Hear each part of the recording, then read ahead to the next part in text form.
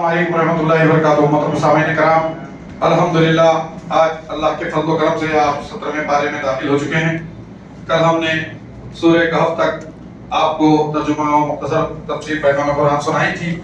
سورہ الکہف میں رب الجلال والاکرام نے سب سے پہلے تو میں آپ کو بتا دوں سورہ الکہف میں 110 آیات ہیں، 12 رکوع ہیں، 1583 الفاظ ہیں اور 6225 حروف ہیں۔ اس میں رب الجلال والاکرام نے سب سے پہلے تو اس کی فضیلت میں ہے کہ جو سورہ کہف کی ابتدائی 10 آیات حفظ کر لے گا وہ دجال کے فتنے سے محفوظ رہے گا۔ اس سورت کی دوسری فضیلت یہ ہے کہ جو شخص جمعہ کے دن سورہ کہف کی تلاوت کرے گا اس کے لیے ایک جمعہ سے دوسرے جمعہ تک دونوں جمعہ کے درمیان ایک نور روشنی لیے ہوئے ہوگا۔ اس سورت میں 3 واقعات بیان ہیں۔ ایک تو اصحاب کہف کا قصہ ہے، دوسرا قصہ موسیٰ و خضر کا ہے اور تیسرا قصہ ذوالقرنین کا ہے۔ یہاں رب الجلال والاکرام نے قرآن کی حقیقت بیان کی اور فرمایا کہ اللہ نے اس کتاب کو اپنے بندے محمد صلی اللہ علیہ وسلم پر نازل فرمایا جس میں کوئی بھی جڑاپن نہیں ہے، اور پھر آگے چند سالے نوجوانوں کا تذکرہ فرمایا جن کی حقیقی تعداد کا علم اللہ ہی کو ہے، اور ان کے ساتھ ان کا ایک کتا بھی تھا۔ یہ موحد تھے، چوری چھپی عبادتیں کرتے تھے۔ ان کی قوم دشمن بن گئی تھی تو یہ ایک غار میں پناہ لینے کے لیے گئے۔ اللہ نے ان پر دین تاریک کر دی۔ ایک لمبی مدت تک یہ سوئے رہے۔ جب اٹھے تو ایک دوسرے سے پوچھنے لگے کہ کب سے ہم یہاں ٹھہرے ہیں۔ کہا 1 دن یا 2 دن۔ کچھ حصہ حقیقت حال اللہ ہی کو معلوم ہے۔ حقیقت میں یہ لوگ 309 سال تک سوتے رہے۔ قوم تلاش کر کے تھک گئی لیکن وہ مل نہ پائے۔ پھر حکم دیا گیا ہے کہ کسی بھی کام کے کرنے کو اللہ کی مشیت پر چھوڑا جائے اور انشاءاللہ کہا جائے۔ پھر نبی اکرم صلی اللہ علیہ وسلم کو حکم دیا گیا کہ آپ صبر کریں اور اپنے ساتھ خدا ترس لوگوں کو رکھیں۔ پھر اسی طریقے سے آگے اللہ نے مومنین کے انعامات، عمل صالح کرنے والوں کے انعامات کا تذکرہ کیا کہ اللہ ان کے اجر کو ضائع نہیں کرے گا۔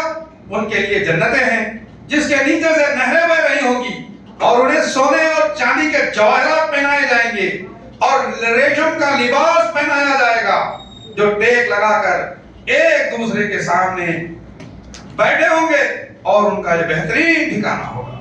پھر 2 دوستوں کا واقعہ بیان کیا گیا ہے جس میں سے ایک بڑا خوشحال مالدار تھا جسے اللہ نے ہر قسم کی آسودگی عطا کی تھی، مال دولت جائیداد عزت شہرت تمام چیزوں سے وہ مالا مال تھا، اور ایک دوست نے اسے اس گھمنڈ سے روکا، اس کی اصلاح کی اور اس سے کہا تو اپنے باغات اور نعمتوں پر اللہ کی شکر گزاری بجا لا، لیکن اس نے تکبر کیا اور نتیجتاً اللہ نے اس کے باغ کو تہہ و بالا کر دیا کہ تب جا کر اس کو اس کی غلطی کا احساس ہوا۔ پھر آگے اللہ فرماتا ہے المال والبنون زینت الحیات الدنیا، مال اور اولاد دونوں صرف دنیا کی خوبصورتی ہیں، لیکن اصل چیز عمل صالح ہے جو آپ کے ساتھ رہے گا۔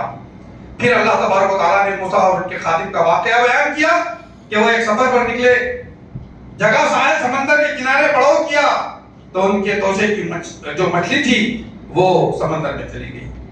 آگے پھر ایک بزرگ خضر کا واقعہ بیان ہوا۔ موسیٰ علیہ السلام نے بزرگ سے کہا مجھے آپ سے کچھ سیکھنا ہے، اپنی میت میں رکھو۔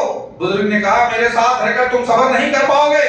موسیٰ نے صبر کا تحفظ دیا، دونوں ایک کشتی پر سوار سمندر میں چلے۔ اس بزرگ نے کشتی کو مایوب بنا دیا۔ موسیٰ کو اس عمل پر غصہ آیا، انہوں نے اعتراض کیا تو بزرگ نے کہا تمہارا اور میرا معاہدہ ہے کہ سوال نہیں کرو گے۔ موسیٰ نے کہا آئندہ غلطی نہیں کروں گا، صبر کر لوں گا۔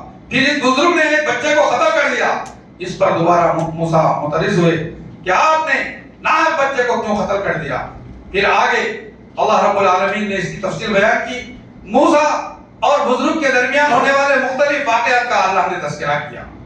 پھر آگے رب الجلال والاکرام نے ان تمام تینوں واقعات کے اسباب بیان کیے۔ کشتی کو مایوب اسی لیے بنایا کہ ایک بادشاہ ہر اچھی چیز کو ہتھیا لیتا تھا، مایوب بنانے کے سبب وہ کشتی بچ گئی۔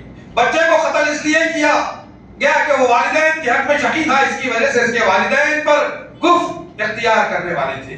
دیوار کی مرمت اس لیے مفت کر دی، اس کے نیچے ایک صالح آدمی کے تو یتیموں کا خزانہ تھا، بڑے ہو کر بچے نکال کر استعمال کر لے۔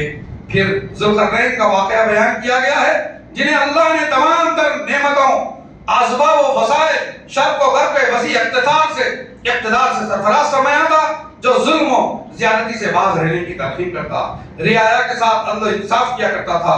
لوگوں نے یاجوج و ماجوج کے ظلم و زیادتی کی شکایت کی تو اس نے لوہے کی تختیوں سے دیوار بنا کر دونوں میں تفریق کر لی۔ یاجوج و ماجوج کے فتنوں سے لوگ محفوظ رہ گئے، اور اس کارنامے پر ذوالقرنین نے کہا یہ سب میرے رب کا فضل ہے، ورنہ میری کیا حقیقت۔ پھر ایمان لانے والوں، عمل صالح کرنے والوں کو جنت کی بشارت سنائی گئی ہے۔ پھر رسول اکرم صلی اللہ علیہ وسلم نے اپنی دعاؤں میں اللہ سے جنت کو مانگنے کی ترغیب کی ہے۔ پھر اللہ نے تعریف بیان کی، اگر سارے سمندروں کو سیاہی بنا کر اللہ کی تعریف لکھی جائے تو سمندر سوکھ جائیں گے، لیکن اللہ کی تعریف ختم نہیں ہوگی۔ پھر رسول اکرم صلی اللہ علیہ وسلم کو بشریت کا اعلان کیا گیا اور بتایا گیا ہے اللہ اکیلا ہی معبود ہے، لہذا اللہ سے ملاقات کی امید رکھنے والوں کے لیے عمل صالح کرتے رہنا چاہیے اور اللہ کی ذات کے ساتھ کسی کو شریک نہیں کرنا چاہیے۔ یہاں سورہ کہف مکمل ہوئی۔ اب سورہ مریم آپ نے سنی، جس میں 98 آیات ہیں، 6 رکوع ہیں، اور حروف کے اعتبار سے 3835 حروف ہیں، اور الفاظ کے اعتبار سے 972 الفاظ ہیں۔ اس میں 30 دفعہ مریم علیہ السلام کا ذکر آیا ہے۔ یہ سورت مسلمانوں کے ہجرت حبشہ سے پہلے نازل ہوئی۔ امام احمد بن حنبل فرماتے ہیں جب مہاجرین حبشہ میں نجاشی کے سامنے پیش ہوئے تو اس نے جعفر بن ابی طالب سے کچھ قرآن کا حصہ سنا، اور انہوں نے اسی سورت کی ابتدائی آیات کی تلاوت کی، جس سے متاثر ہو کر نجاشی اتنا اشبار ہوا کہ اس کی داڑھی آنسوؤں سے بھیگ گئی۔ اس کے دربار کے دوسرے علماء نصارہ بھی رونے لگے تھے، اور نجاشی نے کہا تھا کہ یہ کلام اور عیسیٰ کا جو کلام لے کر آئے ہیں دونوں ایک ہی مصدر سے آئے ہیں۔ پھر حضرت زکریا علیہ السلام کا واقعہ بیان کیا گیا ہے، جو بوڑھے اور لاغر ہو گئے تھے لیکن اولاد سے محروم تھے۔ وہ اللہ سے دعا کرتے تھے کہ اے اللہ میری اور آل یعقوب کی وراثت نبوت کا سلسلہ جاری رکھنے کے لیے ایک اولاد عطا فرما۔ ان کی دعا کو اللہ نے قبول کیا اور انہیں بیٹے کی خوشخبری دی، اے زکریا تم کو یحییٰ نام کا بیٹا عطا کرتے ہیں، اور یہ ایسا نام ہے اس سے پہلے کسی نے سنا بھی نہیں۔ زکریا علیہ السلام متعجب ہوئے، اللہ تعالیٰ نے کہا یہ ہمارے لیے بہت آسان کام ہے۔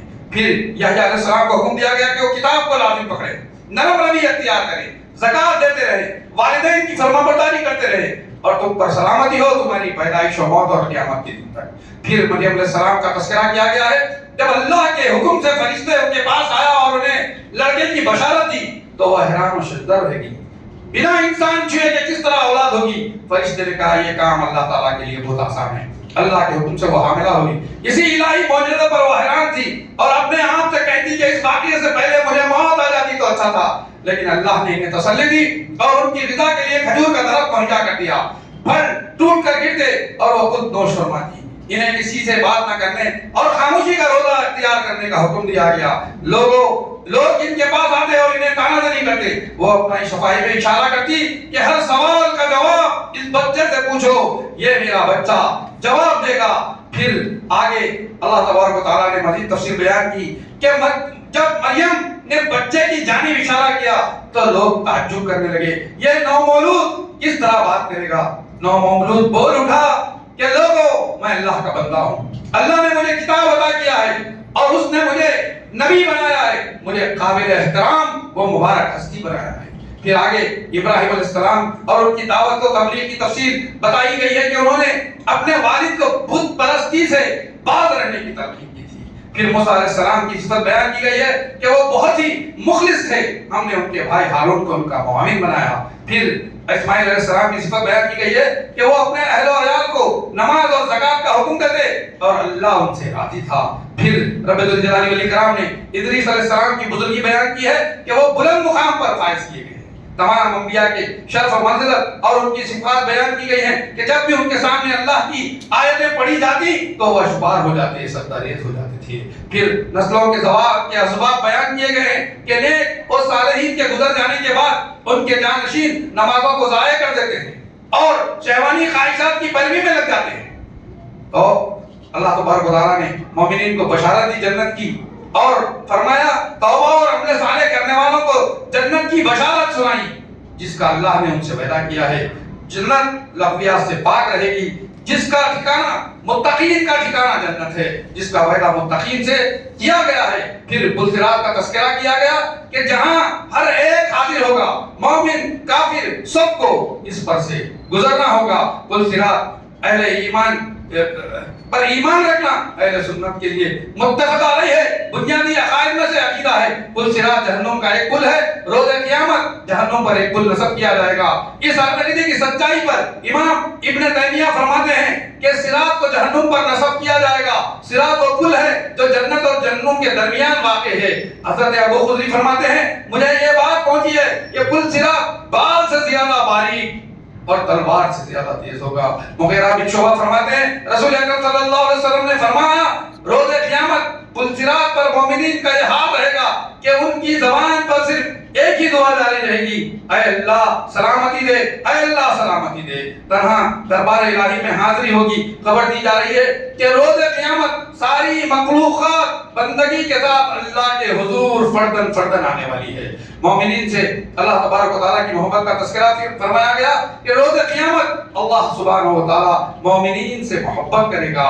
फिर आखिर में नबी अकरम सल्लल्लाहु अलैहि वसल्लम को खबर दी गई है कि इस कुरान को हमने तुम्हारी ज़बान से आसान करके पेश किया है ताकि मुत्तकियों को आप बशारत सुनाएं और इसी से नाफरमानों को डराते रहें। अल्हम्दुलिल्लाह यहाँ सूरह मरियम मुकम्मल हुई। कल इंशाअल्लाह सूरह ताहा आपके सामने पेश की जाएगी। अस्सलामु अलैकुम व रहमतुल्लाहि व बरकातहू।